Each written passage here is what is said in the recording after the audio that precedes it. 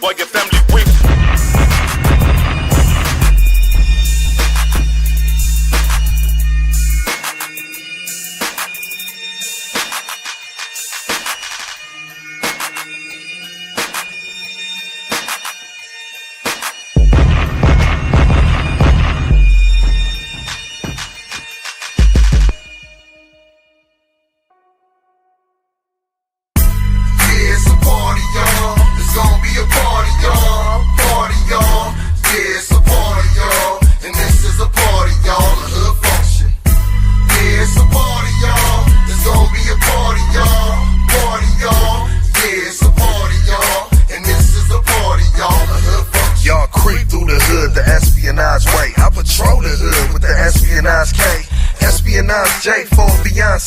I'm married to the hood, the ghetto is my fiance. The slums is my sideline mission. The suburbs, that's my down ass rich bitch. She got her down on Trump brand, cause her head's a business. Real spit, man, mind games is relentless. Never been a witness, skip jury duty.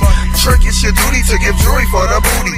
Walker say Louis, shot on the hoodie. House shoot footies with my homeboy Goody. I need to talk to a priest, cause I can still see nutty. At least when I'm deceased, I get to still see buddy. He told me to party, and this is hood function. UTV then a luncheon while we Melrose brunching. Yeah, it's a party, y'all. It's gonna be a party, y'all. Party, y'all. Yeah, it's a party, y'all. And this is a party, y'all. A hood function. Yeah, it's a party, y'all. It's gonna be a party, y'all. Party, y'all. Yeah, it's a party, y'all. And this is a party, y'all. A hood function. Y'all know menaces, turned up max. Fly it in Pluto when I can't turn back. I'm larger than life, still the hood is where it's at. So I get up for the dirty, if you hear me, holla back. Streets on fuego, my cups on logo. Hollow tip shells, you can get it pro bono. A party ain't a party if the touching is a no-no. Slap her on that ass, let her know she got that flow show. Cakes, and her mama got cakes too. She'll be here in a minute, just look out for that H2. Cali going from the south to the east with it, cause it's a house party everywhere that he get it. We got it poppin' like the club in the house. So here's a flyer, come and see what the thugs is about. We got it poppin' like the club in the house. So here's a flyer, come and see what the thugs is about. Yeah, it's a party, y'all. It's gonna be a party, y'all. Party, y'all. Yeah, it's a party, y'all. And this is a party, y'all. A hood function. Yeah, it's a party, y'all. It's gonna be a party, y'all. Party, y'all. Yeah, it's a party, y'all. And this is a party, y'all. A hood function. When I'm at the party, all the girls start coming. Tell them Mellows in the back, blowing weed like a trumpet. Pouring out liquor to the homies like it's nothing. With a pistol in my hip in case I gotta start dumping. Bass hitting, yeah, that there subbing. It's a hood thing, but everybody's dressing like they clubbing. Yeah, I got it jumping like Jack with these raps. And I keep the dice skipping like a CD that's scratched. You get nothing, high all of a sudden. They changing up the structure, fucking up the surface. Like Compton didn't father the shit that y'all come with. So I'ma get on the mic and make this here public. There's a lot of things that need to be in discussion. I think these little niggas might need a reintroduction. So when they start to talking and their gums start to gum, and I'ma pull this here heat, had a whole party running like. Yeah, it's a party, y'all. It's gonna be a party, y'all. Party, y'all. Yeah, it's a party, y'all. And this is a party, y'all. A hood function. Yeah, it's a party, y'all. It's gonna be a party, y'all. Party, y'all. Yeah, it's a party, y'all. And this is a party, y'all. A hood function.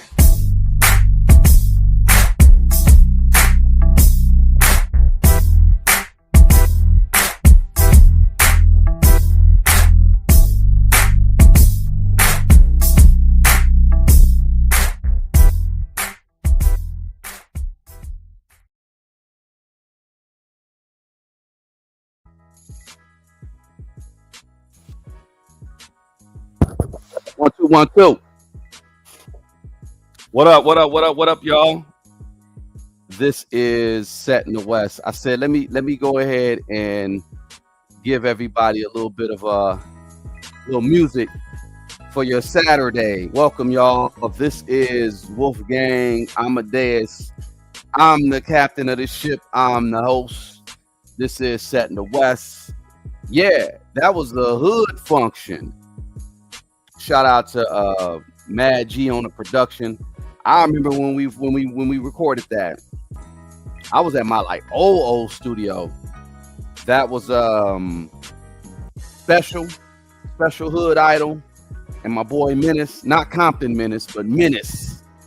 Shout out to Menace. They came in late, and then we was blessed to get Mello. If y'all don't know who Mello is, look it up. He's a West Coast legend. Y'all ever heard that term where Biggie said, money, hoes, and clothes, all a brother knows? Where do you think he got that money, hoes, and clothes term from? I mean, of course, that was something that people were saying back in the day, just as a term. Money, hoes, and clothes. That was a song. That was a song. That was an actual song. Let me pull it up real quick. I remember having this album. Oh, wait, hold on. Let me see. No, hold on. I got the actual video. Shout out to Mello. Mello blessed us with a fire-ass verse. Shout out to Mello from Compton. And he had a song back in the day called Money, Hoes, and Clothes. Let me see. Hold on. Computer's tripping. I'm gonna go ahead and play it. But he had a song called Money, Hoes, and Clothes. But the edited version was Money, Houses, and Clothes. Money, houses, and clothes. Hold on. Let me present that. Real spill. Mello, shout out again, Mello. But he's the one on the third verse for the song that I had just played called Hood Function. And Biggie was inspired by the West Coast. Y'all know that. Y'all, if y'all ain't figured that out, even in the documentary, they were talking about how Biggie or how Puffy studied "I Get Around" by Tupac and made the video for Juicy. He studied the sound, studied the visual. That's Mello right there. Hood legend. Yeah, my Mello right there. Money, hoes, and clothes. That's why Biggie was saying money, hoes, and clothes. Money, hoses, and clothes. So shout out to him. He was able to just fall through and really bless us. So legends in the building. But yeah, the inspiration is deep. Biggie said money, hoes, and clothes. All a brother knows. That I think he got that from Mello on Big Papa. You said money, hoes, and clothes is insulting the guy. It's just a song, bro. What up, Josh? It's just a song. What's up, Auntie Leah in the building? LaRon, LP. Shout out to LP, bro. Hit the link. I want you to give me the take on this Gangsta Grillz. What is it called? What's the name of this name? The Game's new album? I'm sorry. I don't even know the name of it, but I just know that DJ Drama is produced by Mike and Keys. That's why I'm playing this beat, because this reminds me of a Mike and Keys type beat. But man, come on up whenever you feel. If you ain't working out or doing what you're doing, come on up and give us a little bit of a commentary about Game's project, because we're going to get into that in a little bit. But LP in the building. Barbara J, what's up? Jaguar Rights in the building. Archangel Michael, what's up, man? Oh, appreciate you, Archangel Michael. What's up, man? I appreciate that. I appreciate it, for real. Myrna, she was dancing. She was dancing to the music. But yeah, y'all, look. West Coast. This is like a West Coast theme set in the West. Well, set in the West is primarily based out of the West Coast commentary when it comes to, music, hip hop, industry, or whatever it is. What's up, Adrian? Peace to you. What's up, man?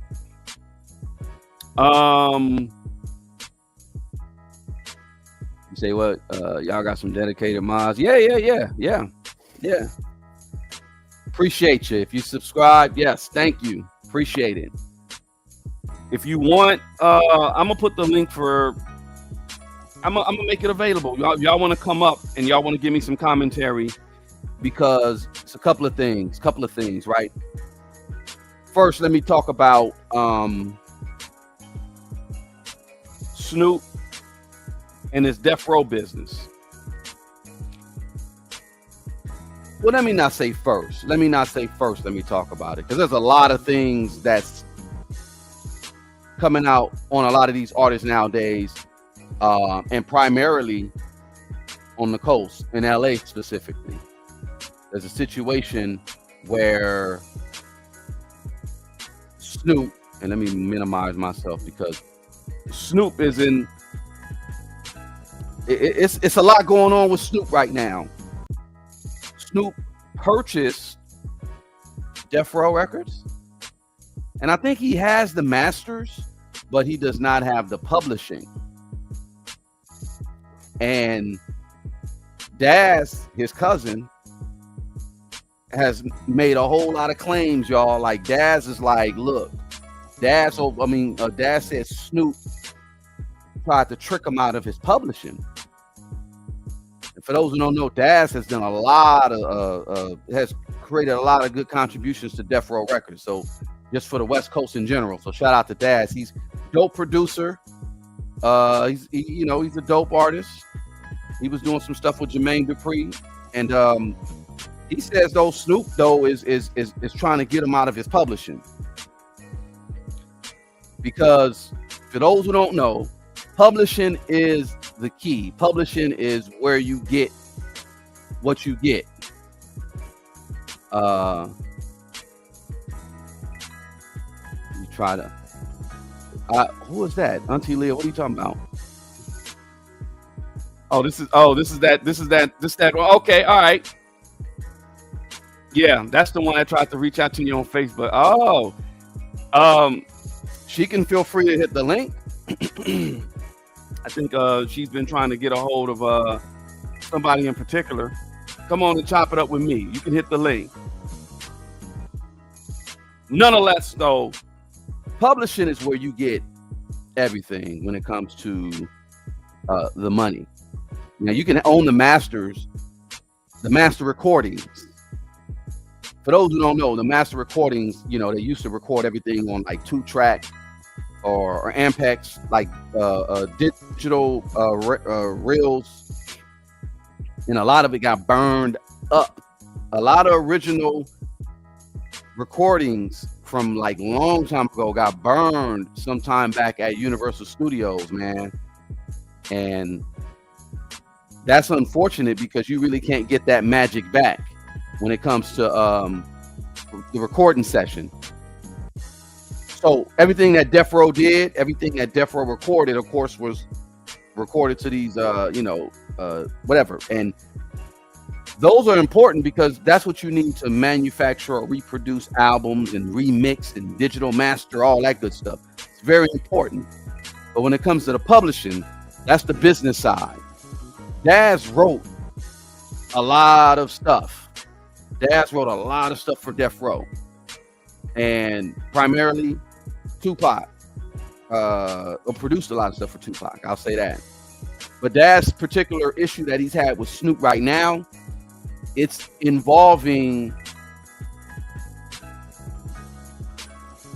the song "Still DRE." It's not just that song, but that song "Still DRE" is a song by Dr. Dre. Well, Dr. Dre spit it. And when the song came out, I wasn't necessarily feeling it. It was cool. Scott Storch, produced all that, whatever. It was dope song. I wasn't feeling it though, because it was like a little different. And I just didn't feel that was Dre. Like I at that time, I kind of thought Dre wrote his stuff, but then getting a little bit going behind the veil, I was like, oh, okay, Wizard of Oz situation. Dre don't really write.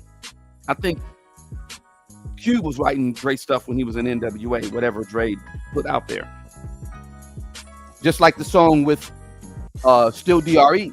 He didn't write that. That was Jay-Z. Jay-Z wrote that. So Daz, yeah, you say he was watching his, yeah. Oh, that's dope, yeah. That Daz basically is claiming that he should get some of the publishing that Jay-Z has from that song. And I don't think Daz is tying in the Still DRE, because Still DRE was not on death row at the time, but portions of that song took excerpts of lyrics that Daz wrote on death row. So Daz got at Jay-Z like, you owe me some money too, rightfully so. Daz is going in on everybody. And then Kokane, shout out to Kokane. Politicking with him about a year or so back. My boy Black Diamond was in a video with him. Shout out to him, met him, talked to him. He was Kokane. Shout out to Kokane. Kokane he was so shocked. I was like, yo, Kokane, been a fan of yours. He's oh yeah, for real. I was like, yeah, man, since Slow Burner 22.5. He was like, nigga, what? I was like, dude, I was in high school when that came out. I had that tape. And he took to me and was, oh man, I appreciate you, because that was like one of his first joints that he dropped. But Kokane is very important to the West Coast sound. Buddy Long, right? Buddy Long. That's ain't that his name? Yeah, Buddy Long. He his dad is who is his dad? Well, no, his name is what? Let me see. Hold on one second. His dad is somebody that's very I'm sorry, Jerry Long. Jerry Long Sr. is his dad. I said Buddy Long, but Jerry Long Sr. is Kokane's father. And Jerry Long Sr. Motown composer, like, God, his discography is crazy. Like, I forgot, like, there was a song that he produced, and I was just like, wait, he did that? Anyway, my bad, Jag. You're in the building. What's up? What's up, Jag? Peace, Shabbat Shalom. What's going on? Jaguar Wright is in the building. I'm just sitting here listening to you get the conversation started. And yeah, no, I appreciate it. Everybody in the building, please don't forget to hit that like button. Yeah, please hit the like button, y'all. And we are currently live right now on Set in the West and Set in the West LA. So please, let's make sure that we're liking on both channels, and we're doing everything. We keeping in tune. Indeed. Yeah. Back to what I was saying though, Jerry Long, and like I said, I met Kokane sometime back. Cool dude, down to earth, really handles his business. He took all of his discography, everything that he's owned with the music, and he has it on his website. And you can like either buy one song, or you can buy all the songs, or you can quarter piece. Like, Kokane is smart, and he's ahead of the game when it comes to the business. He was ahead of the game when it comes to the business, and it's just about his contribution. It's like give me mine. That's that's the name of one of his albums. You know, give me mine, pay me. And I'm not mad at him. I'm not mad at Kokane, but Kokane even said that Snoop hasn't paid for any contribution that Kokane has done with Snoop. Like, he has not received any royalties. Kokane is a dope artist. Like, put him up there with Nate Dogg, but he also raps too. He can spit too. And when Snoop left No Limit, early 2000s, and he started doing his own thing, and he was doing everything with Doghouse and doing stuff with Rough Dog and all. Shout out to Rough Dog. You know, you had J.O. Felony, you had Sugar Free, you had Goldie Loc, and Trey D, the East Siders. Like, that one album, the East Siders album that came out in 2000, was fire. And you couldn't have done that without Kokane. Kokane did a lot of the hooks. Kokane is dope. But he said Snoop never gave him anything when it came to royalties. They've reconciled, I guess. He said they're working some stuff out, but he did call him about unpaid royalties, and they had a long hiatus because I guess those who don't know, Kokane, and when I hope I don't get flagged for saying, I keep saying Kokane. Yeah, rest in peace to Badass. Oh yeah. That was the homie. I got footage of him performing. That's Badass, man. Rest in peace. Low life gangsters. But for those who don't know, Kokane, the guy that you see right here, throwing up the dub, he was cool with Eazy-E at first. He was explaining a story where him and Goldie Low came out of the studio and they just did a song. Stepped out the small studio, got to the main studio. Everybody, all these dudes is, kicking it, whoop whoop, and they're playing that F-Eazy-E song that, that the Death Row cats always were known for, whatever. They had a song where they were dissing Eazy-E. And Coke was basically like, this is disrespectful. Because y'all know I'm cool with Eazy. Y'all knew I was cool with Eazy, and he left. He bounced, and he said he ain't really did nothing with them since. But it was just a low-key level of disrespect. They sitting there laughing and playing a song, and low-key level of disrespect. He didn't like that, and he left. But overall, though, he said he never got a payment. He never got anything when it came to what was going on with Snoop and all those collaborations that they did. He never got. He hasn't received a royalty.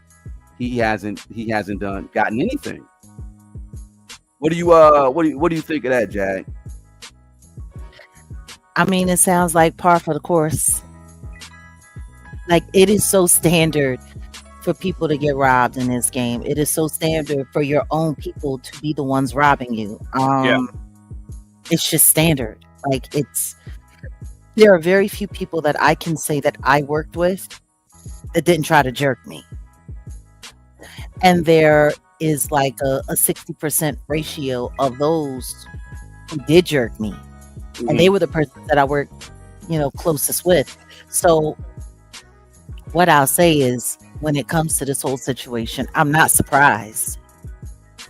And what kind of bothers me is that after all of this time, nobody's asking real relevant questions. Like, I don't know, personally, for me, in my opinion, I'm still trying to figure out, when did the sale of Death Row actually happen? Yeah. Like, whose hands, what hands did it trade from what to what? Like, I'll never forget when I first heard about it. It was late 2022, actually. Like, right after or right around the time that Takeoff passed away, that news hit. And I'm like, that's strange, because it wasn't mentioned in any of the trades that it was up for sale, or that there was any kind of, that any of that was going on. Like, it was very quiet. And that's kind of strange, because usually a company with that kind of legacy, that's going to be out there. Like, that's going to be talked about. The trade magazines are going to be talking about it, that such and such is doing this and such is doing that. All I know is it's just one day Snoop bought Death Row Records, and he was wearing a Death Row chain, and then that was it. And I'm just like, you don't see any documentation on how much he bought it for, like nothing. No. When you look it up, you look up when it was, like you said, you're right, 2022. Snoop acquired Death Row Records brand in 2022, and it's been owned by Blackstone. That's interesting. You see what I'm saying? They say he purchased the brand and secured the music rights, and he was intending to rebuild, the label. I told you, privately, I told you I knew people that were, signing over to Death Row, Oh, but that's interesting. It's interesting that he bought it from Blackstone. He supposedly he brought it from, it's called NMRK Music Group, and they're owned by Blackstone. Yeah, like all of that, it just sounds a little. All of that sounds a little interesting to me. Yeah, a little interesting to me. There's no. I don't know where there's a price. I just know Death Row went through bankruptcy in 2006, and then it was sold to Wide Awake Entertainment in 2009, then the E1 in 2012, and then Blackstone acquired E1 in 2021, and that's where 2022 is where you got the transition to where it was transitioned. There was no record of sales though, like like they're not saying how much. Nothing. Yeah, they none of that. Nothing. It's like the most elusive record company sale you've ever heard of. It's really interesting. There's controversy about who really owns it and who put in on it. There's supposed to be the connection to Harry O and all that. Yeah. And it's funny because you purchased the master recordings, but you didn't secure the publishing. That's something wrong there. There's something wrong there. That sounds crazy. Yeah. That sounds absolutely crazy. Usually when you acquire, see, the thing is look at what it said though. It said Snoop Dogg bought the rights to the Death Row Records brand from NM. Exactly. RK. Exactly. The brand. Not. You want to know what that kind of sounds like? When we were talking about how Sony Records was selling their imprint. Yeah. And for $60,000 or $100,000 and limited, distribution, you could use the Sony label. Yeah. I don't know. It's kind of sounding like that. It's kind of sounding like, they're just letting him run around rocking a chain and saying that he's the owner of Death Row. Right. That's just what it kind of sounds like to me. LP says ever since Suge went to prison, everything related to Death Row went dark. Real talk. That's what happened. I think it's by design though. And like I said, I'm gonna get a little bit more in depth about it later because let's be speaking of, since the label has been taken over by Snoop, what projects have been released? Good question. They're supposed to there's an artist, there's this one chick. She's supposed to be the first lady of Death Row. The new first lady? New first lady of Death Row. The new first lady, because the first lady was what, Jewel, right? Jewel. That's who it was supposed to be. But they have a new one. I forgot her name. What is her name? And rest in peace to Jewel, because she passed, and that was unfortunate. But they were pushing this one new girl. Salute to Lori Joe. Like, there's so many similarities and so many things in so many ways. It's kind of interesting how first ladies just. Anyway, I didn't know Joss Stone was on Death Row. That's interesting. What do you mean? Like currently? No, was. Yeah, she was over. She was doing. It's really funny. Like after Joss, number one, and I never talk about Joss, but I remember when they brought her over from London. I remember when they first started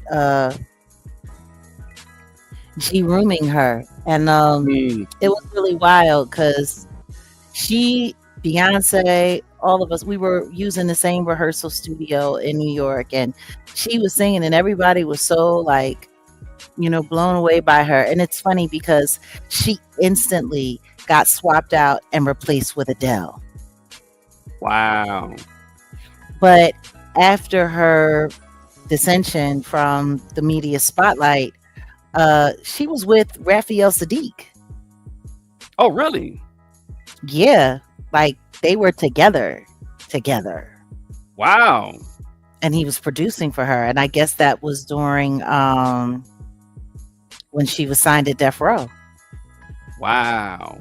A lot of people didn't know that, and then just disappeared. Wow. It was just Adele. Here is the artist that I was referring to, Jane Hancock. That's her name. So I'm not gonna play the music or whatever, but this is supposed to be like one of the new artists that Death Row had been pushing. So she's supposed to be like the new first lady of Death Row. Have you heard the music? I heard some of it. She sounds pretty good. She sounds pretty good. We could play. I don't want to play it on here. I was gonna. Yeah. I mean, so I'm okay. No, I'm saying she has an unconventional look for a typical artist that they will be pushing. You get what I'm saying? But that's they like F all that. Let the talent speak. You know what I'm saying? That's what they're saying. I guess that's what they're. But yeah, that's one of the artists that they have been pushing. I'm not sure if they released a project, but you know how they do. A lot of these labels, they'll just have you there, not to shelve you, but to even just kind of more at tax write-off, tax purposes. You get what I'm saying? It's just really interesting because they went out of their way to sign Obi Trice and nothing. Yeah. There's a lot like that, similar. Like you got a lot of artists that they're just there. And they're just there. That's it.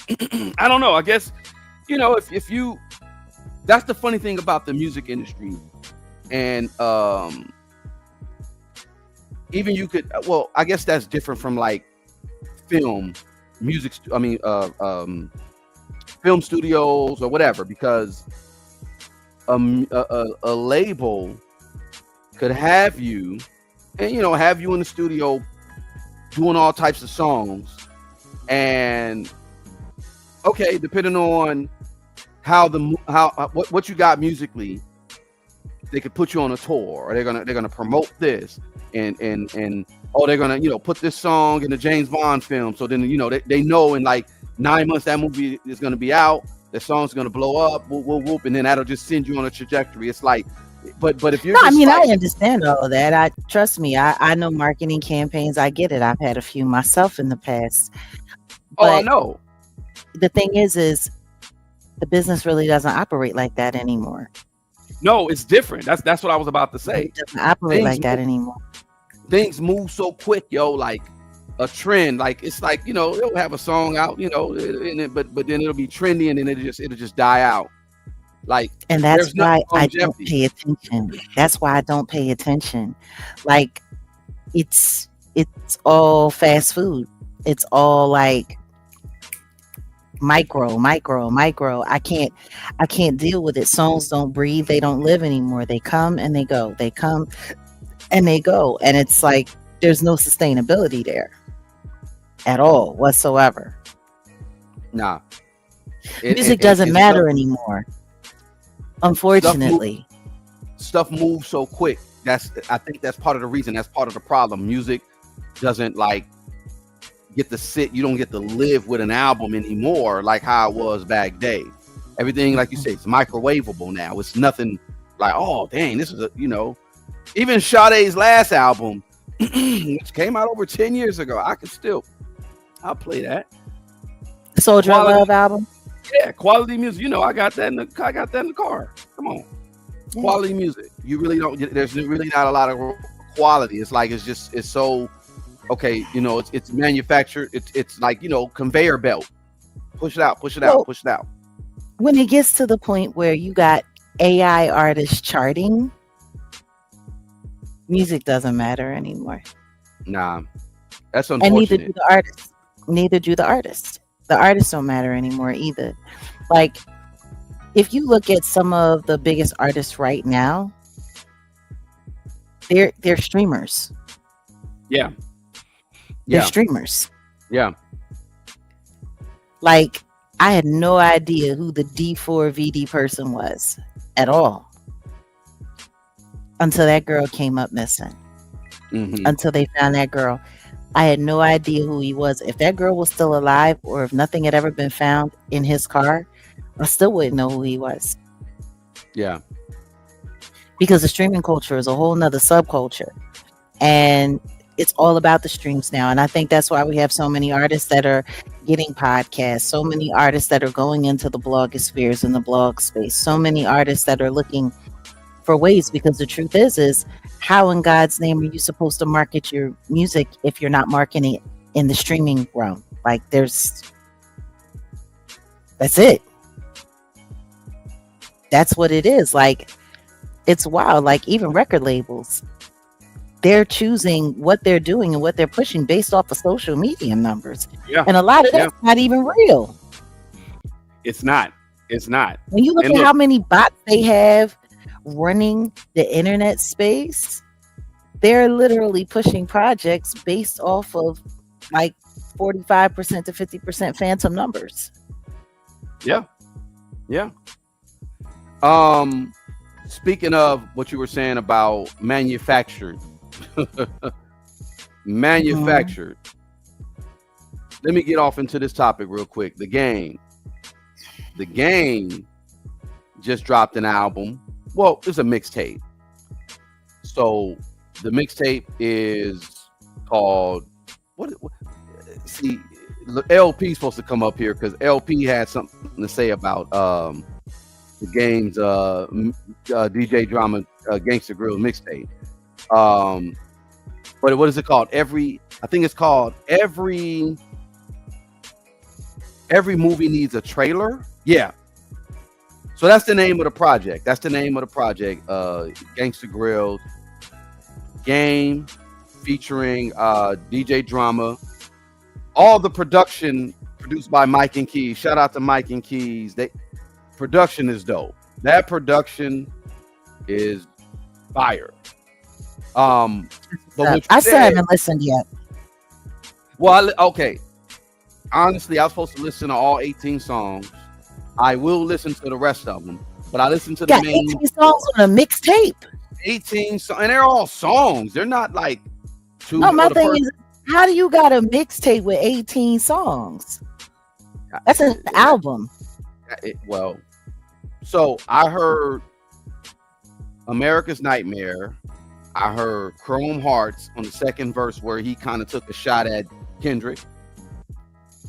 He you know, he's kind of bipolar because he literally was just talking about he could have signed Kendrick, which I'm hearing is cap, which I'm sure it is. Yeah, I'm sure it is. And then he has a song. If you listen to the second verse of Chrome Hearts, he's like he's taking a shot at K-Dot. I said, okay, all right. But I listened to another song. Funny thing, you said something about the trend. When we just talking about quarter zips, he has a song called Quarter Zips and Matcha. And then he has a song called The Assassination of Candace Owens. Hold on. LP is in the building. Let me let LP speak on it. What's up with you, LP? Hey y'all, how's it going? Appreciate you, man.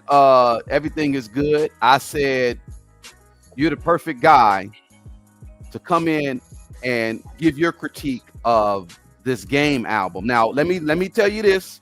I'm not biased. I went to high school with him, but I'm not gonna go there.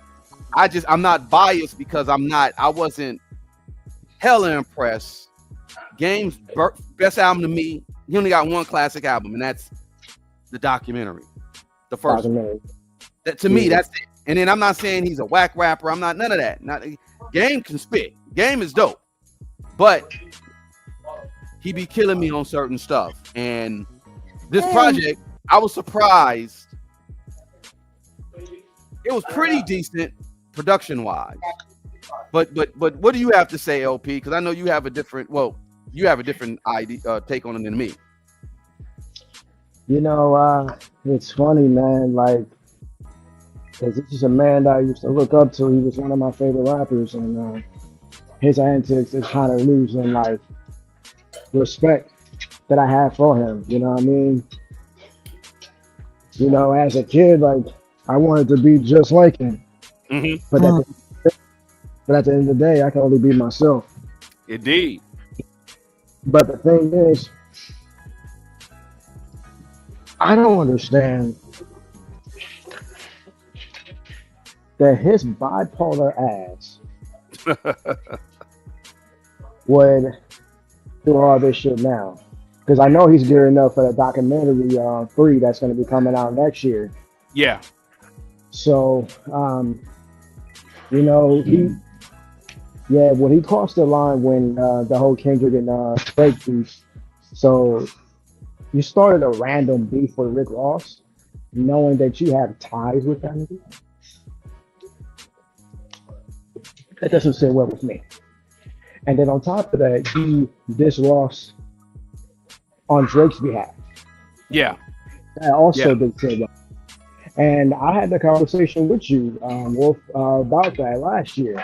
Mm-hmm. I made hella good songs. I was pissed. I was angry. Mm-hmm. And I was angry. And I was preparing to release a song called Beat Down. Yeah. And it wasn't about Game. It was about Lipe. It was about, who else it was? It was about a little bit of Drake. It's just a lot of rappers that was very disrespectful. You know what I mean? So yeah, becoming a woodwork is like disrespecting the West Coast. That shit didn't sit well for me either. So with the Game situation, you know, his antics throughout the years just didn't sit well with me, especially with that percent rating situation. Yeah. And furthermore, Whack 100. Yeah. So you sit here to tell me that Nipsey Hussle is not a legend, and you didn't think twice to check Whack 100, and he's your manager. He's saying all this shit. You're wearing your brother's name. He had 100 in his name. Yeah. What do you think he got? Big Face 100. Yeah, that's from Big Face. So Big Face 100 is from Cedar Block, Piru. That's Game's persona right there. He's really living off his brother's lifestyle. Yeah. And I found that out from the grapevine. Shout out to and rest in peace to Big White, who knocked out Big Face 100. Yeah. Did he tell you? Did he tell you? Because at the high, at Compton High, I told you the first or second day going to Compton High, there was probably like one blood. That one blood. There was one blood at the school. Right. And I saw him get stomped out, and he got escorted out the school. There were no bloods at Compton High. In fact, it was rumored. I'll just say we thought, you know, Jayceon's connection was through his folks through Santana Block, which are Southside Crips. Right.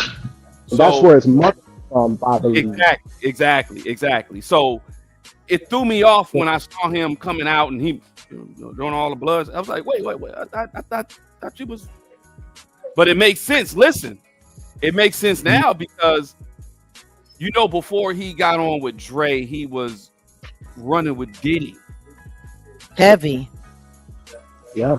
Mm-hmm. And 2 years. Yeah. He spent 2 years with Diddy, going everywhere with Diddy. Yeah. Living with Diddy. Yeah. Always here with Diddy, there with it, here Diddy, there Diddy, everywhere Diddy. He was all over the place. And Diddy never signed him, not once. No. But he kept his association very tight.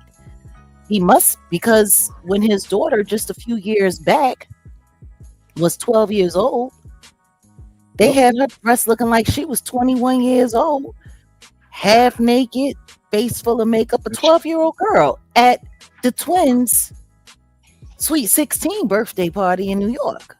And he made sure his daughter was there. Yeah. And it was wild because he posted the pictures. Everybody was like, yo, what you, me and her mother, we know what we're doing, and oh, it's just a kid and it's just a party and it's not that big a deal. You got everybody on the internet asking you what you doing with this little girl, because you got her looking like a whole adult woman at a party where the twins showed up dressed like, I mean, let's just be clear. They look like they was getting ready for OnlyFans. Yeah. The stuff that they had on, like that whole situation was really, really, really odd. And then you would think that he would, I don't know, he would just take better care. He's got, I mean, in my opinion, LP, Yeah. what you gonna do when you at the end of your rope? Like he at the end of his rope.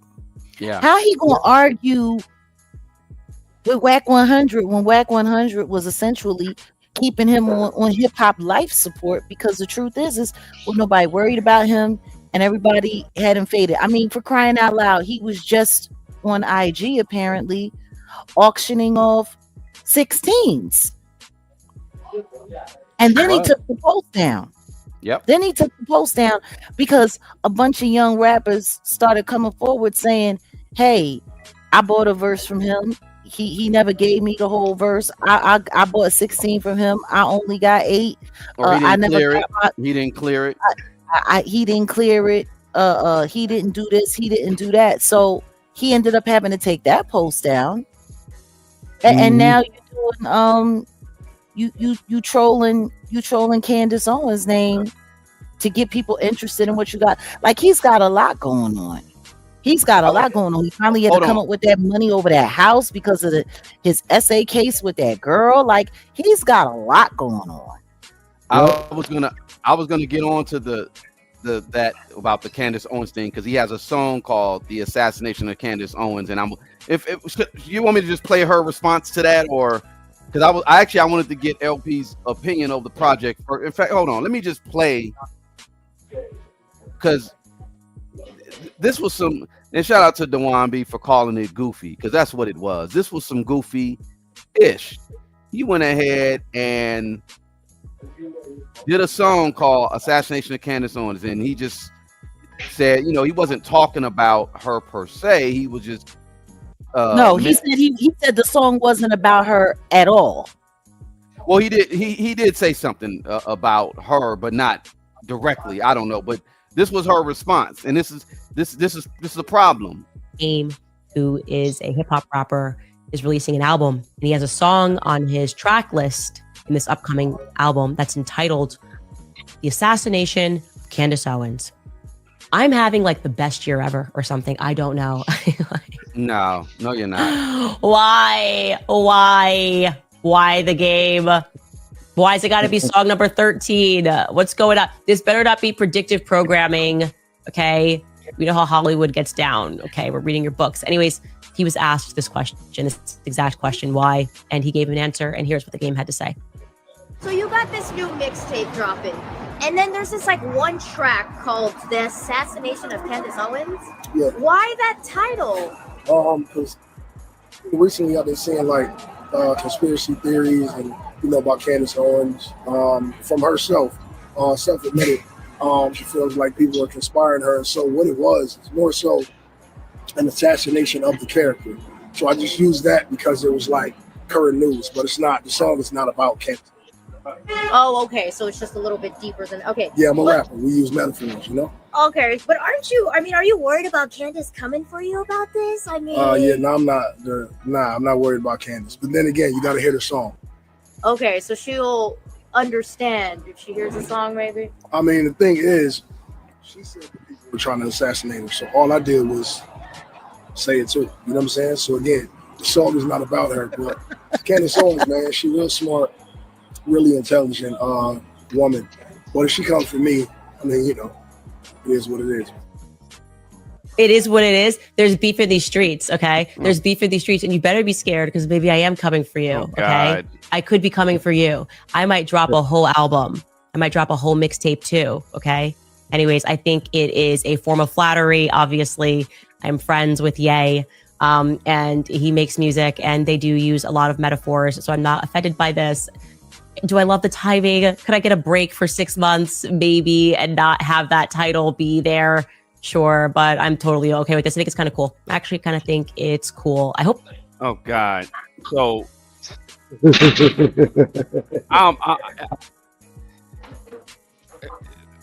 Jag, what do you have to say about that?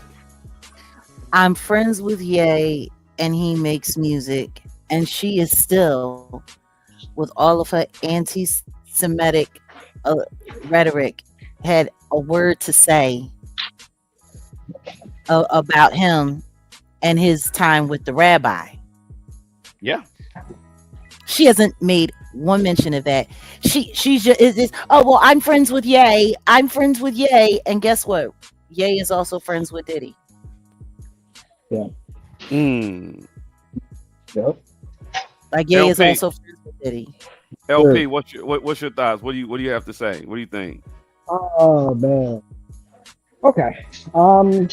I did listen to the mixtape. So with that situation, with Candace Owens, it is the truth. She is about to get killed. So that's why Game made the song, right? So I heard the song. First of all, I thought he was gonna diss Candace Owens, but it was more of telling her truth that how she's gonna get killed. You know, because she was speaking about the truth about Charlie Kirk and whatnot, and it caught me by surprise. I thought it was gonna be another diss track. Yeah. I got you. I don't think he would have done it that way though. But I look at it as both. He's using her to troll, and she's using it to promote. Dewan B was saying it in his podcast earlier about Game giving her a year worth of street clout just for or just cachet for just saying her name in a song, and for her to respond and say it like that. I wouldn't be surprised if she paid him to do that. Boom. As bad as he needs the money, he I needs wouldn't money. be surprised at all. Yeah. Paid promotion. I mean, for crying out loud, he's trying to sell 16s. Maybe he's marketing, song titles as well. Who knows? It's just kind of weird, because my thing is for somebody who's been running around trying to convince everyone that her life is in danger, and from someone who is an actual targeted individual who's actually had a hit put out on her and knows that there have been people that have tried to collect. This isn't how you move around when that happens. Not at all. This isn't how you move around. Not at all. Matter of fact, like you're sitting online and you're doing shorts about it. She did the same thing when the Kanye documentary came out. Yeah. And she was trolling, saying, "Oh, I don't know if I'm going to be in the documentary. Yay, he doesn't do clear." Like, she is so in love with the idea of her being attached to pop culture. Yeah.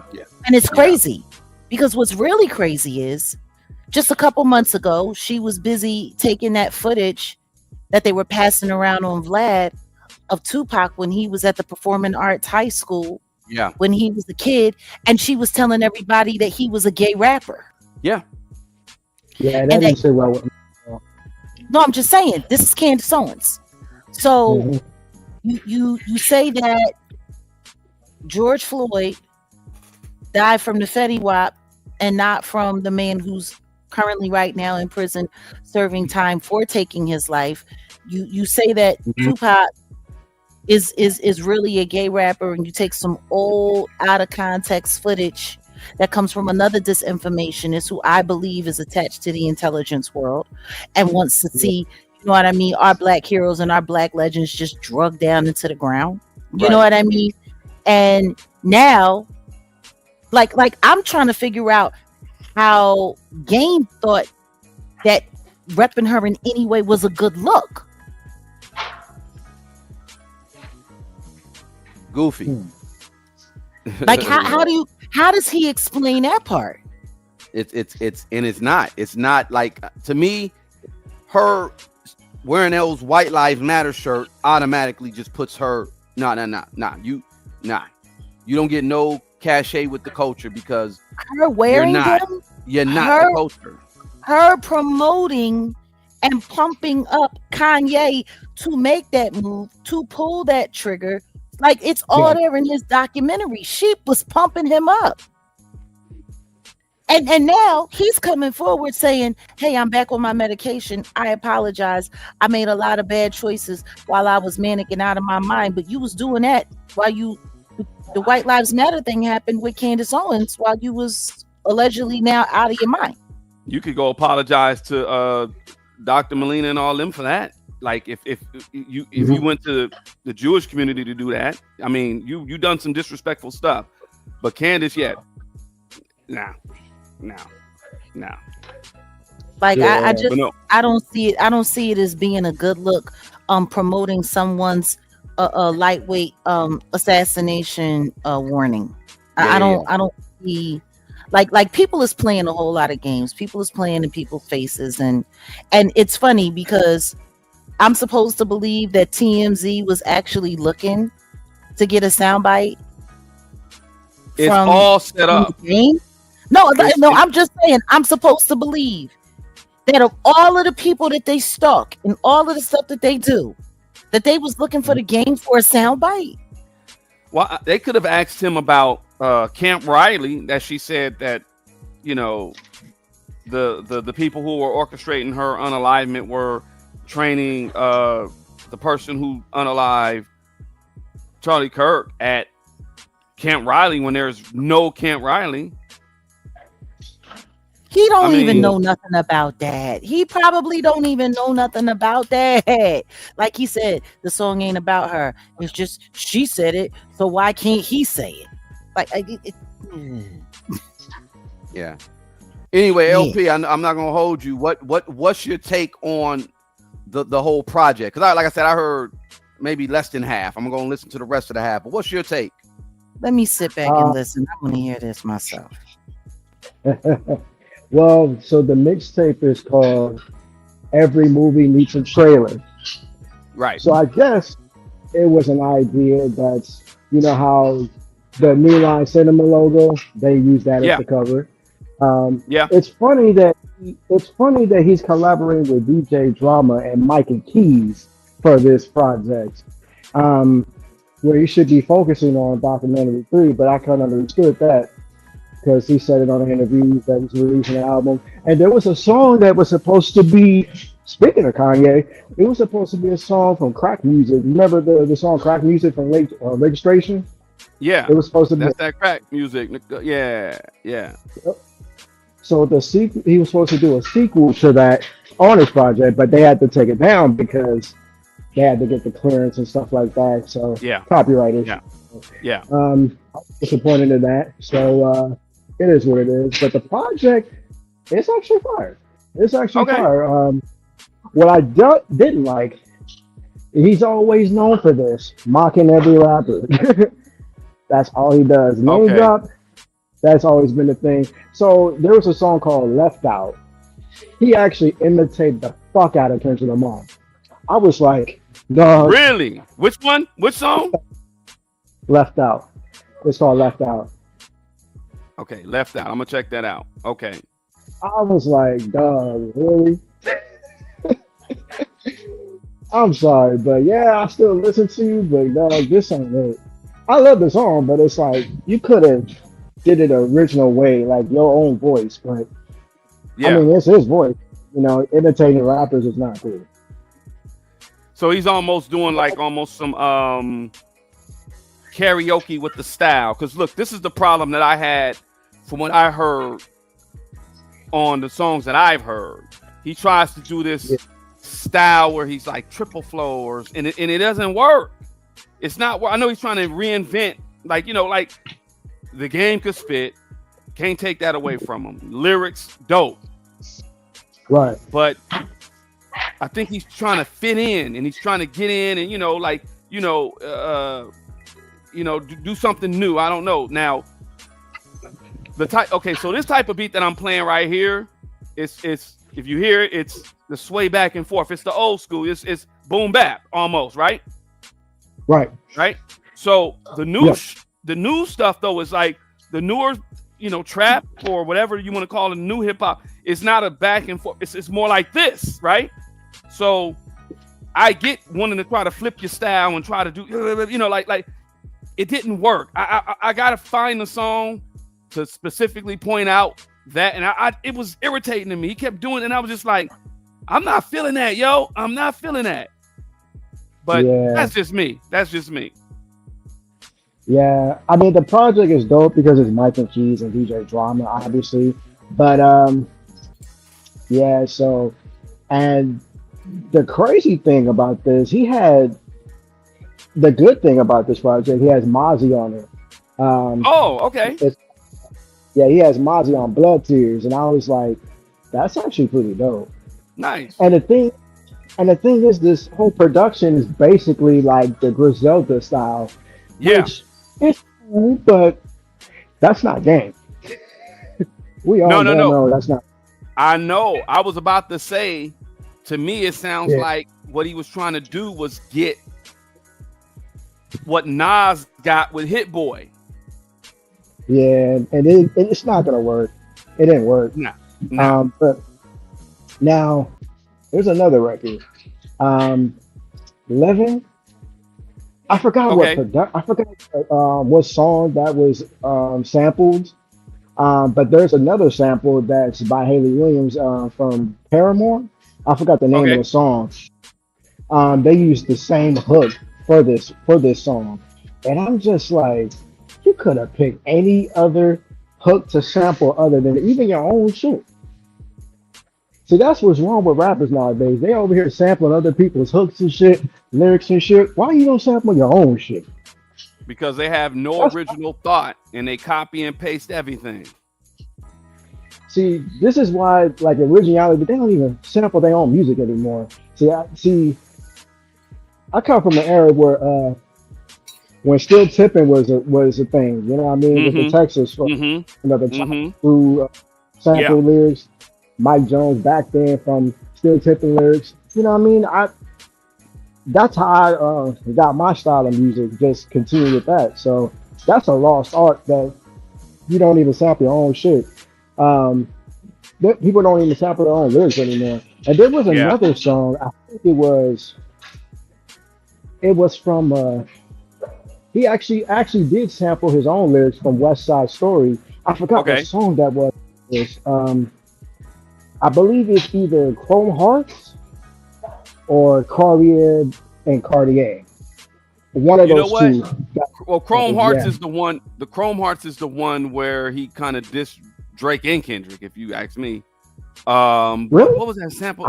Remember that? Listen to the end of the second verse. Listen to the end of the second verse. Just re-listen. Okay, I'm gonna look up the lyrics because I don't. I think he took a shot at Dot with that, and 2 T's just came out and was like, said blood faking, talking about Game, because when Game went on Big Boy TV and talked about how he was going, he had the potentiality to sign Kendrick, and an OG came out, was like, blood over here faking, and that was funny. That was funny for him to say that, but he kind of. That's not true at all. That's not true. We know that. Why, but the thing is, we all know from K-Dot through J-Rock when they was on this games mixtape. I think it was You Know What It Is Volume 4. Yeah. Mm-hmm.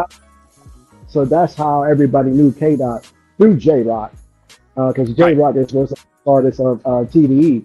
A lot of people don't know, and that's how Kendrick Lamar blew up even more is through J-Rock's song Hood Don't Love It, because J-Rock was signed to Strange Music. Wow. I didn't know that. I didn't know he was signed to Strange Music. That's dope. Yeah, that's how J-Rock got on. And that's how Kendrick Lamar got blew up. That's how he got blew up, because of that. And that's when our whole Good Kid, Mad City came about as well. Got it. So, yeah. So see, that's when I got onto the Kendrick Lamar train. Rigor Mortis was the first song that I heard from him that I was just like, I can't wait to see what this kid is gonna do. Yeah. Yeah, when I heard Kendrick Lamar was through Games Mixtape. He was K-Dot then. Yeah. So so J-Rock, he's really the real deal. Oh no, I know that. When I was going to Compton, I lived down the street from his neighborhood. Shout out to the 90059 though, for real. Yeah, them dudes is hey. But yeah, look, I don't want to hold you. Look, check it out. I put your thanks, Kat, for putting it out there. I got the link. My guy LP has an EP called 33 Summers. I want y'all to go check it out. You know what? Speaking on that, it's actually been taken down 2 months ago because of that producer, that bum ass producer. Oh yeah, yeah, I remember that. So you don't. So it's not even up. You can't even. Okay, look, Wow. I got a call. It's not even available now. That's messed up. That is I can messed tell up. you guys.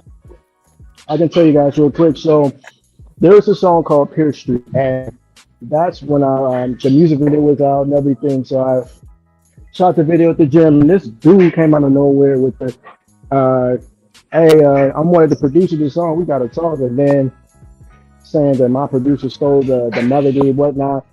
And we're trying to come up with terms, and nothing came about. So so I just found out he was the one that took down Pierce Street the first time. So I uploaded the song, the dirty version and the clean version. And when it's the time to release the project, he was the one that's when I found out he was the one that took it down. And it was like, dude, you gotta pay me for this beat. And you over here re-upload. Why did you re-upload it? Some shit like that. Because I was really about to sue. Yeah. But they took down, not only he took down Pierce Street, he took down the whole entire project. So I was like, but it's cool because I won at the end of the day, because originally the track list that I came about wasn't really the track list I was going for. But because of the album,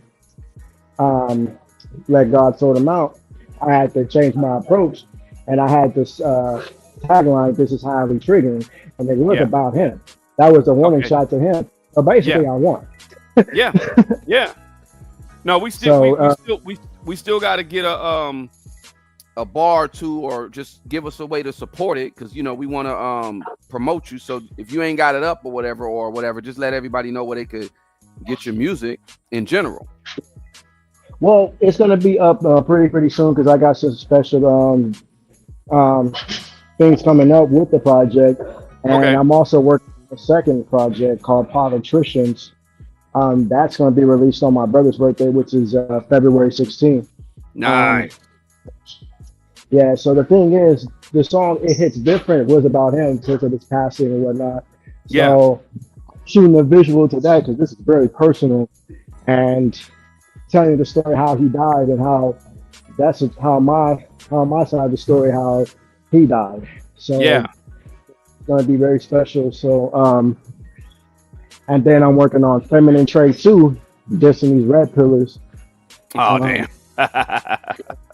These goofballs. Well, if you do a song dissing Myron Gaines, just get at your boy. I got a 16. Oh, I mentioned him already.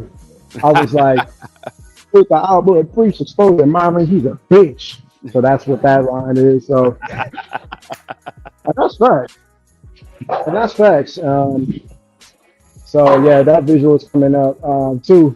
And so yeah, the sequel, the 30. So Politicians is about politics. Obviously, I'm gonna be mentioning a lot of red pillars and a lot of people that in politics, and I'm gonna make everybody get pissed off on both sides, Democrats, Republicans, black and white.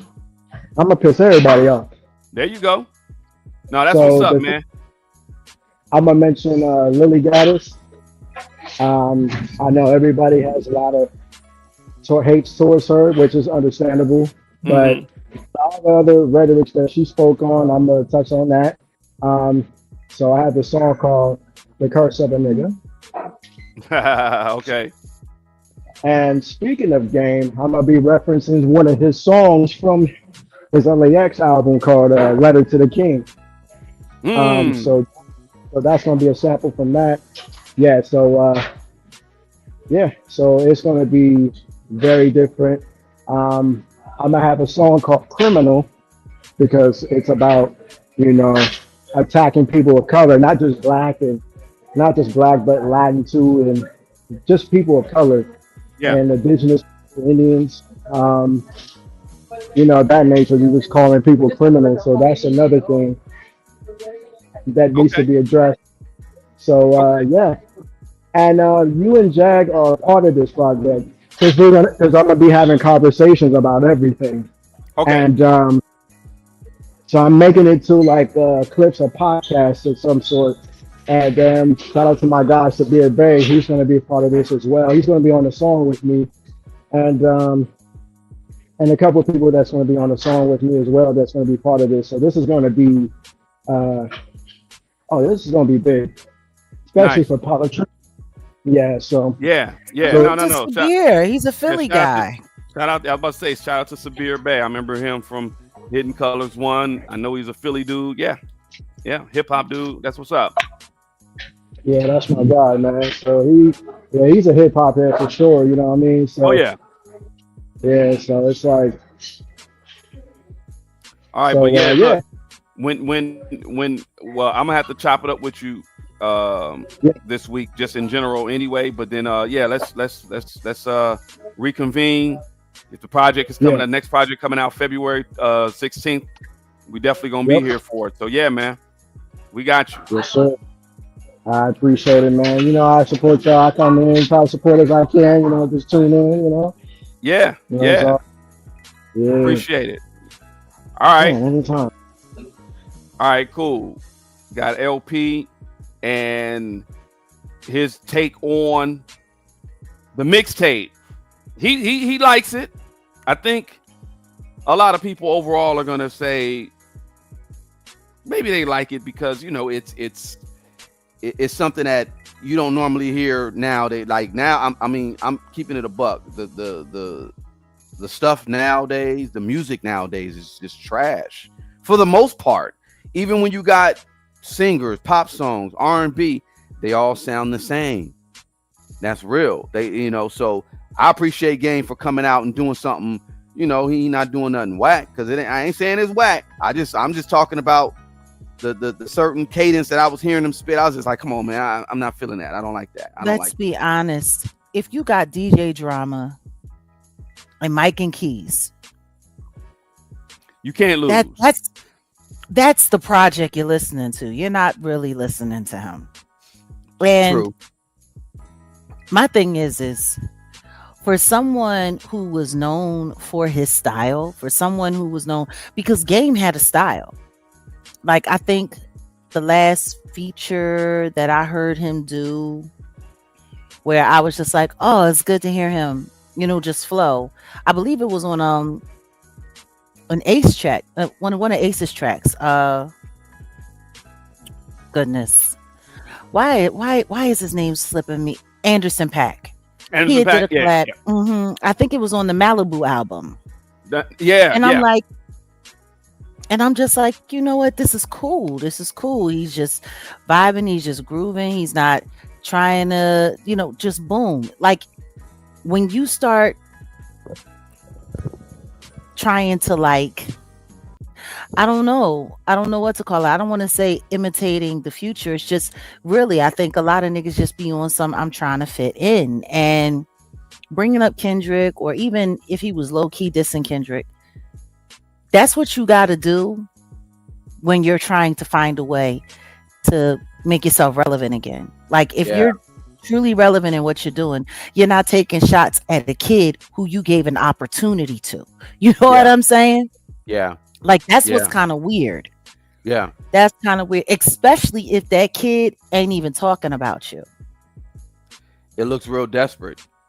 It looks very desperate. And then now your political, you doing your little political thing and trying to get into the political space by talking about somebody who has really not had much to add to the Black culture at all.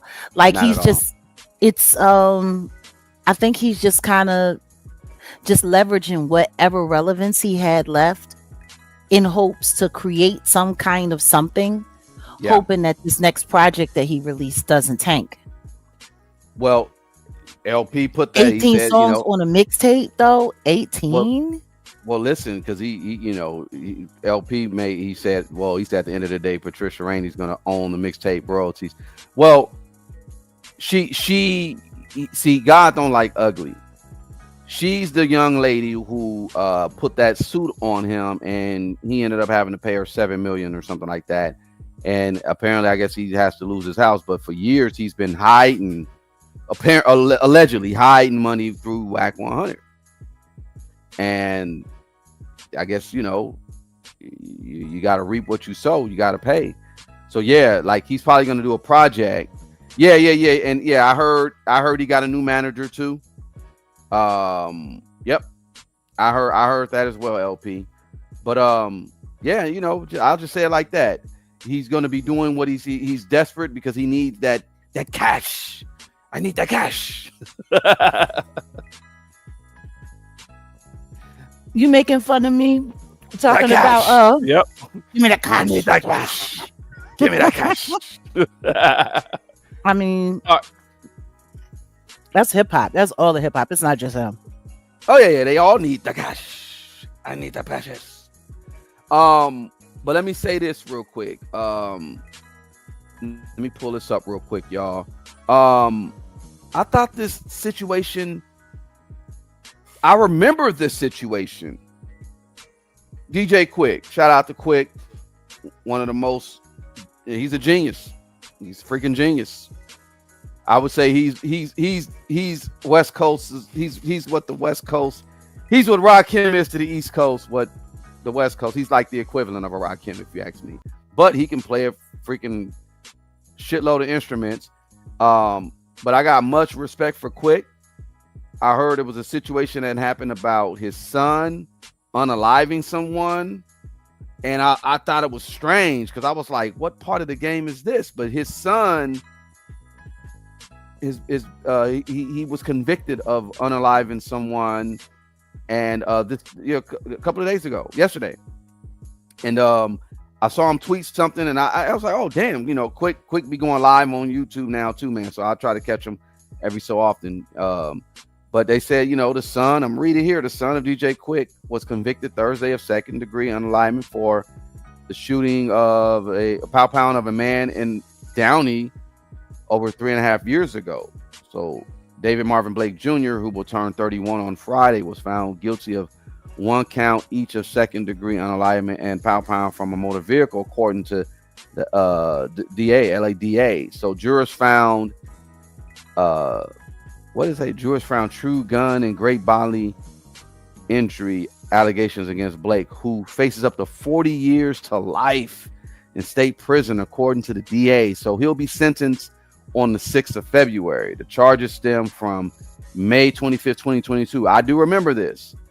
Pound of Julio Cardoza Jr. after a fight broke out between Cardoza and a man in the 3200 blocks of Carfax Avenue near the San Gabriel River, according to the DA office.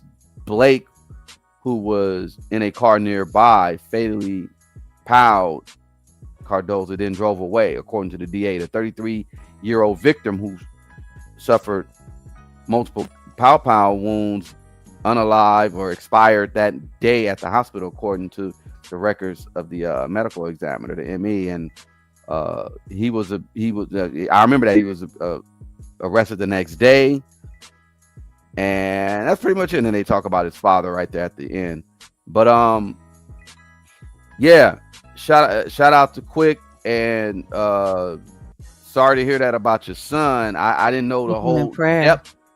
I didn't know the whole depth of the story, but I knew something was going on. It's man, and his son is dope. His son is a dope rapper. I like what he does, but yeah, man, it's man. And like I said, I'm just saying it because it dropped yesterday, and I'm not trying to be someone that's like, I'm not gonna dogpile or talk ish, oh, you should have raised your son. Nah. I'm sure Quick was a great father, is a great father. Quick handles business. Quick ain't no, he do his thing. And this is the thing. It's not even about him. His son he's 31. This happened a few years ago. What 3 years ago? He was in his late 20s. Mm-hmm. At that point in time, he's an adult. And the only thing that you can do with adult children is give them the best advice that you possibly can do. Yeah. Love them and remind them what the repercussions are to certain actions in life. Outside of that, there is no control. Nobody should be even mentioning him when it comes to why his son either did or didn't do what he did. He was convicted of it. So that's what they're saying. But we don't even know all the details to the story. We don't know what's going on. What I do know is this. He was in a car when this happened. That means he wasn't alone.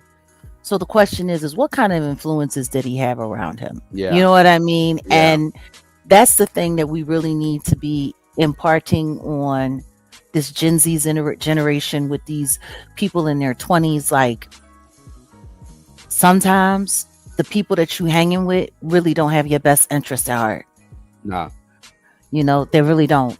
And for a parent who has a background as a public figure and a celebrity, who had children who grew up and who lost a son, at 20, he was 25 when he passed away. I can tell you right now, there's a lot of people that target these kids because they're jealous of who their parents are and the access and the advantage that they have in life. So we don't know if he was hyped up. We don't know if somebody pumped him up to do this. The only thing we can honestly do is just keep it in prayer. Yeah. I pray for the victim's family, but we also pray that everybody involved. Young man, I don't think he should. Second degree, 40 years, nah, that's crazy.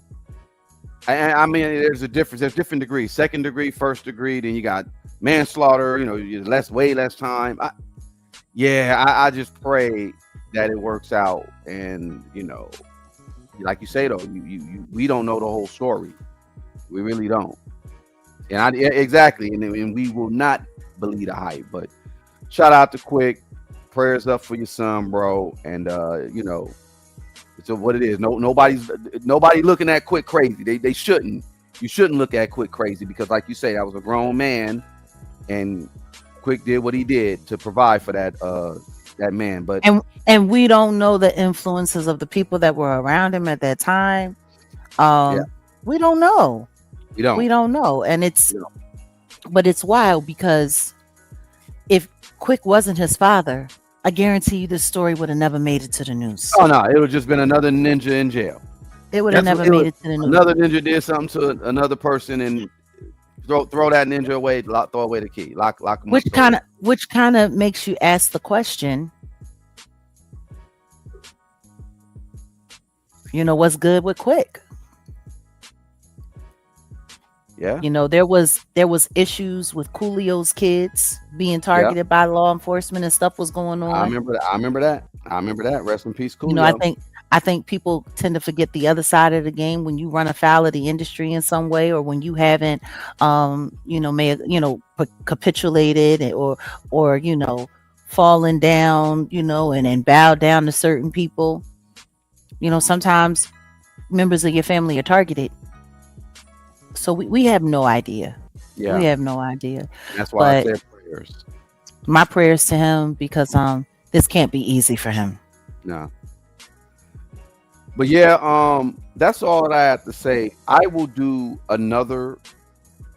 Maybe I'll do something tomorrow. I'll see. I don't know, or I don't know. I think Jag maybe because I was going to talk about Mark Lamont Hill, and but I think maybe I don't know if you want to do it on your side. I could do it on my side, either or. But for those who don't know, we did a video and there was a lot of stuff that was going on, and we did a live, and there was some response to it, and it's kind of like piggybacking off of that. I always say keep the family stuff offline. I get that, but I guess there needed to be some clarity. And Mark Lamont Hill came back with some people that we'll probably do that tomorrow. I don't know. I'm trying to figure that out. That's all. I was just being a little transparent with the topic. Well, I mean, my biggest part when it comes to the whole situation is everybody knows what we're talking about, even though we're not talking about it. Yeah. Everyone knows what's going on. I think it comes down to Anton Daniels' approach to the situation, Mark Lamont Hill's approach to the situation. Yeah. What's it really all about? you know, Mark Lamont Hill came to the internet. He was snapping a little bit, talking about this, talking about that. And Anton Daniels was trolling him. He was trolling his name and he was doing it for clicks and views. Yeah. Make no mistake about that. Yeah. Everybody understands it. But you're doing it for clicks and views. Meanwhile, you're sitting here promoting a story that for real was so far from true on so many different levels. And now this actually forced a family to have to come forward and have to really get into detail about things they shouldn't have had to gotten into detail with. And with everything that was said, yeah, there was so much that they didn't say.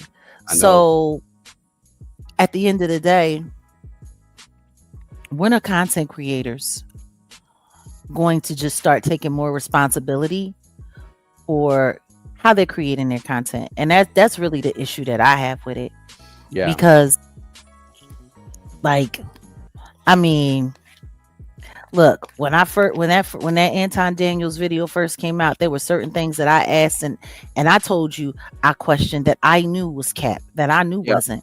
And so then to go back and to hear it explained by the parties involved, how much cap it was, like all of those videos that went out there of people talking about it and people discussing it, are they going to go back and are we going to get retractions on some stuff? Are people going to go forward? Right. Like, what are people really going to do? Because the truth is, Anton Daniels, all of those shorts, all of those gaslit shorts, they need to be taken down.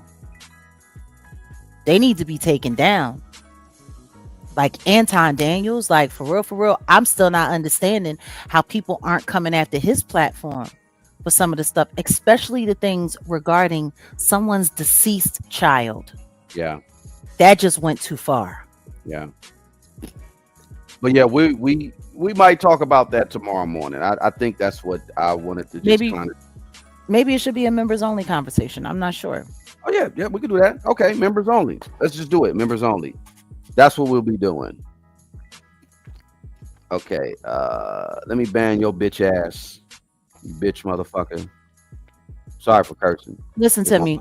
Listen to me. If my mama listening, sorry for cursing, but you a bitch ass nigga. Go ahead. No, it's listen to me. It's okay. It really is okay. Like at this point in time now, I've been accused of being a liar so many times on so many different occasions. I'm still waiting for somebody to show me what I lied about. And that's going to be the issue, because when we get these attorneys on, all y'all fuck motherfuckers who be saying that, y'all got to be able to produce. Y'all got to be able to produce evidence. I'm still waiting for one shred of evidence. Like, it's just gotten to the point now where people, she's a liar and she lied about this and she lied about that and she lied about this and she said this and she said that and she did this and she did that. And guess what? I said none of these things that these people are saying that I said. None of this stuff happened. It's and I get it. I get why it's going on. People want me to respond. Like, it's just wild. It's the trolling of it all. And America is caught up in the troll culture. Like, there is a big troll culture going on in America where people don't, it doesn't have to make sense as long as people will show up to watch. Right. And that's really what matters.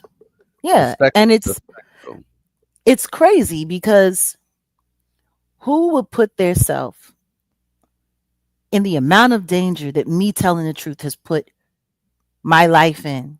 Like, for me, I think that's the part that really bothers me. When it comes to the fakeness of it all, the craziness of it all, it's just kind of wild. It's kind of wild that people would think that you would take the time to stand up and to say, hey, this is what it is. This is what happened. Like, salute to Khadisha Lynn. She recently released a short. And I was talking about something regarding Mary J. Blige and Danny Boy. And guess what? She put up the voice clip of me, and then she put up the voice clip of Danny Boy saying the exact same thing I said. Mm-hmm. And yet, people will look at that and you'll still have people that will call me a liar. Yeah. So you got to ask yourself, when it gets to the point where people are just going to call you a liar just to call you a liar, just for the sake of saying it, just so that they can be cool. Because right now, what it's all coming down to is if you can get a rise or reaction out of Jaguar, right, you're special. Right. And I think that's something that they're also upset about. A lot of people aren't getting content out of me the way they used to, the way they Right. wanted to. Like Right.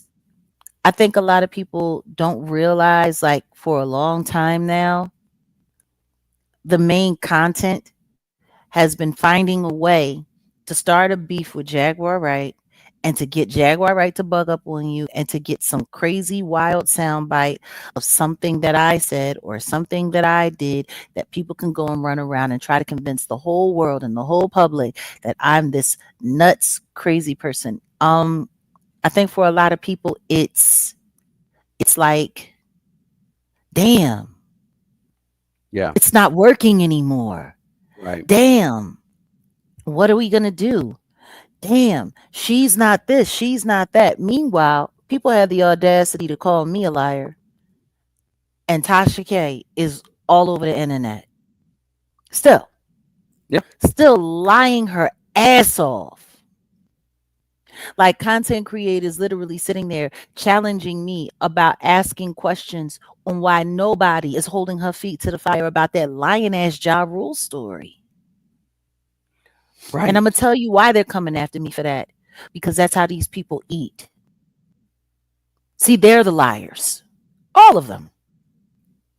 They spread around lies. They pass around lies. Everybody knows she ain't got no problem with being lied on. And, now she wants to sit up there and act like she's not afraid to be sued. And she's not afraid for anyone to come after her. But once again, we're talking about controlled opposition. We're talking about a lot of things. There's a lot of stuff that's going on. So, all I'll say is, call me a liar all you want. Call me a liar all you want. All I ask is that you can prove it. And for Tasha You K, heat of the night, face bitch. okay, it didn't go all the way through. God damn it. Anyway, I'm getting out of here. Like when the music goes away, it's like when you want somebody to leave, play that song. It's closing time. Yeah. Not that we wanted you to leave, but we appreciate you and your bravery. And people were saying that in the comments. I was going to say that before these people were standing in the comments, though. But we do appreciate you and your bravery and for standing up. And for those who don't know, yeah, people are seriously they're on a campaign of just silence, and it's ridiculous. And the troll stuff is something simple. That's easy. But when you got them alphabet people doing what real stuff too, and then we got proof. We need some we need some global. There needs to be some oversight, just in general. But anyway, we're out of here though. I basically was just saying bye to everybody, and I wanted you to say what you had to say. We appreciate you, Jag, and your bravery and all that. And I want everybody to continue to support Jag, because it ain't done. It ain't done by a milestone as far as like stuff still goes. There's still a lot that needs to be talked about. And that's what we're gonna do. You know what I'm saying? I don't know if Jag is going live later, but if she goes, hey, I'm there. I'm over there. All right, now. Appreciate y'all for coming through. And salute to LP for coming through with the music review. It was nice to hear his point of view. That was awesome. What'd you say here? Who's really Daz is? Yeah, Daz is on his way of revealing who's really behind Tupac, because all the Crips from Death Row know exactly who put the hit on Tupac and Diddy. I'm going to talk about that. I honestly think Suge Knight And now I'm really starting to see it. I think Suge Knight got something involved, but we'll talk about that. We'll continue this conversation, y'all. Appreciate y'all. This is Set in the West. Wolfgang Amadeus. That's Jaguar, right? We out of here.